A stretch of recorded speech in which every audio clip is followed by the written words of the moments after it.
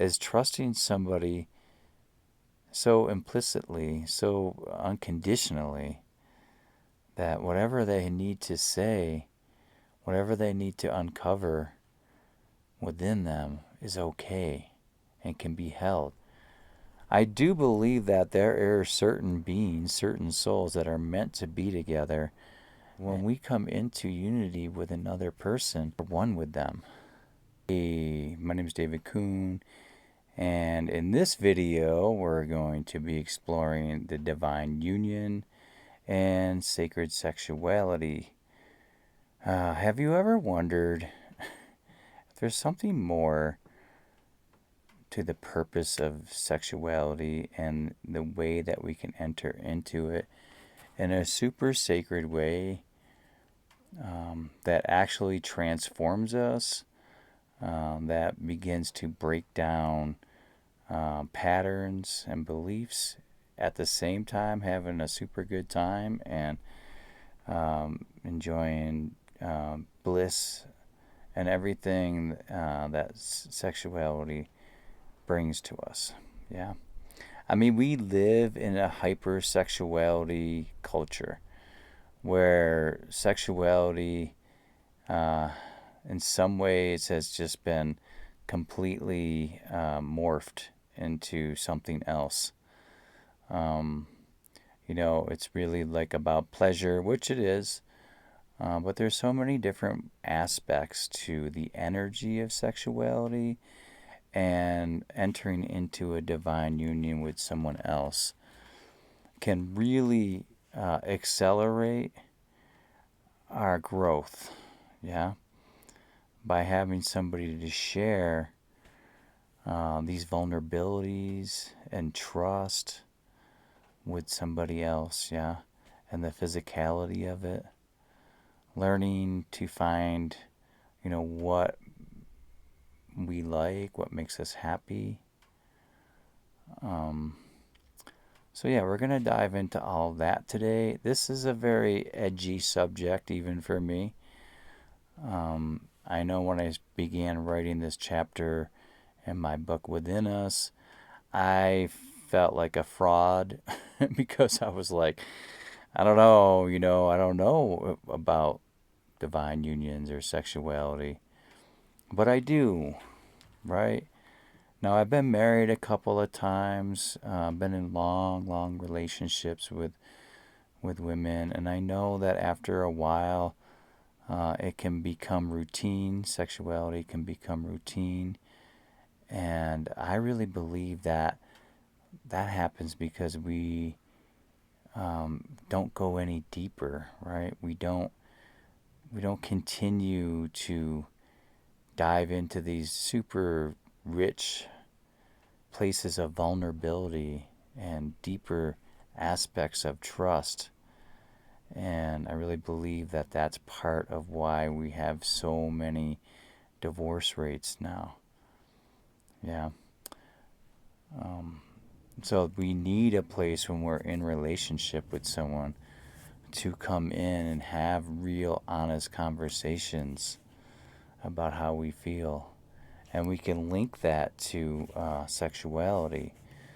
And so, one of the things that came up when I was writing my book is the divine union between Jesus Christ and Mary Magdalene. And I had read a book called the Magdalene Manuscript by Tom Kenyon. And I kind of put the idea in my head that, like, that divine union, and it really was strong, that divine union between Jesus and Mary has not been portrayed in the way that it actually went down, right? One of the things, so I had written, right, and I was writing, and that Mary and Jesus found the secret to creating or to entering into unity, and together created unity consciousness. So it's not just Christ consciousness. It's Christ consciousness was in unity consciousness, that paradigm that we're entering into now, was created in a divine union, in a spark of unity, right? And in that moment, it split off a couple of timelines, creating this fracture between the masculine and feminine. And it wasn't created, it was created to completely hide what had happened. Yeah, and I'm not really exactly sure of why, but I can only imagine they didn't want people waking up, right? Jesus was killed, and Mary was portrayed as a whore, right? And this is like goes literally just fans out for thousands of years, creating this separation. You know, it's really kind of intense. So the divine union is coming back, though, and many of us, maybe I'm much older now, so I don't know. Maybe for me, maybe not. But for many new relationships, this will be a normal aspect of sexuality for these folks. Now, I did experience something not that long ago, maybe 5 years ago or more. I had met a woman, and this was after I had been single for maybe 3 or 4 years, and had some time to be in some really good relationships that didn't last long, but they were really healthy. And I met this woman, and it was like, oh my gosh, it was like the spark, right? Like it was undeniable that when we were together, the two of us together created this vibration that was so powerful. Uh, it just, at first, like just hanging out with her for when we would hang out, maybe for like an hour or two, it would take me 3 or 4 days to integrate and try to embody that energy that we were generating. And I've never experienced anything like that. And that's what really got me thinking, like, oh, this is like a divine union, yeah.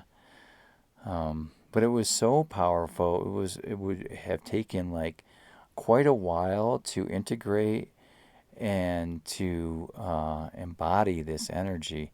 And she was much younger with some younger children. Um, but I mean, when we were together, like we would share things that I've never shared with anyone. It just pulled it out of me, and it created a really strong vibration, very sexual, but also on some other different levels that I have never experienced before. So I have experienced what it could be like, and I also, it kind of ruined me for another relationship at this point because it was so magical and so powerful. And we spent a few months together, and it just became like we couldn't function because we were so blown away by this energy.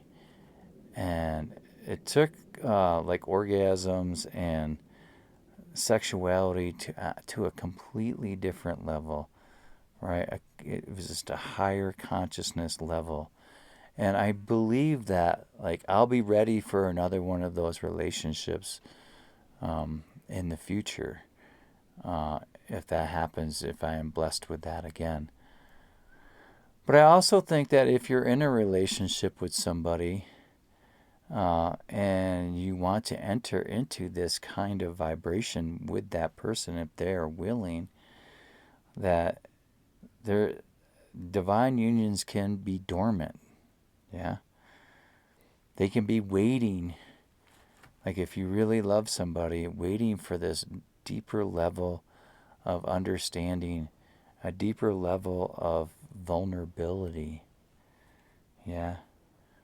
and honesty and trust, because that's really what the divine union is about, is trusting somebody so implicitly, so unconditionally, that whatever they need to say, whatever they need to uncover within them is okay and can be held, yeah? So it's a two-way street, because women have been um, traumatized and dismembered from unity in a way that doesn't allow them to be who they truly are. And so have men. And it's just gotten worse with the pornography and everything. It's just become this like thing that's not embodied, right? And so some of the practices that couples can do, and you can even do this on your own, but it's you begin to really pay attention to the flows of energy, right? To that sexual flow of energy. Like taking your time and taking some time to be really vulnerable with your partner, to cultivate that trust. And this is a really good way to resolve any issues you're having outside of the bedroom, right? Because if you're in a place of divinity, of divine love, of sacred sexuality, it's just a really great way to resolve and heal those parts of us that need attention, those patterns that want to be resolved. And it could be ancestral, it could be from, trauma in this life or previous lifetimes. Yeah. And I think that it can be done with anyone. I do believe that there are certain beings, certain souls that are meant to be together. And as we begin to move into this new paradigm, this new vibration, those souls coming together in divine union will spark this new way of entering into sexuality. And also for the collective, just like Jesus and Mary were able to do, that power of true humans, the masculine and feminine, coming together and creating that spark is immense. And it doesn't have to be a man and a woman. It could be two women. It could be two men. The thing is really, like, when it comes to sexuality, there are always the masculine and feminine parts coming together, yeah, and creating that spark, just like in creation, coming into neutrality, coming into that beautiful oneness together, right? Not searching for the orgasm, allowing it to unfold, not being in your thoughts, yeah? Like when we come into unity with another person, we are one with them, right? And if we're thinking about other things that we want or need and we're not sharing that with the other person, that creates dissonance. So it is like literally creating coherence with another human. Yeah. And I'm so excited for this to become the norm, where sexuality and sensuality become allowed, right? That doesn't have to be hidden in a closet. And we don't need to be with somebody for our whole lifetimes to be in a divine union. Sometimes they're only meant to be for a few months or 10 years or but yeah, so you know the importance of the divine union, and this is just a quick video. I want to make more videos around this, and I'm also interested in what y'all think, because that's how we create conversations around this. Because I know when I first started writing this chapter, I literally felt like a fraud. I was like, I don't know anything about sexuality. And I have been, engaging in sex for a very long time and have had really, good moments of sex. But until I met this one woman who really showed me a new way of entering into sacred sexuality, I really didn't understand what it meant. So I just wanted to put that out there today. And please comment and like and subscribe. It's a new channel and I'm just getting warmed up, learning how to work with it in this medium. So appreciate you all so much. Have a great day.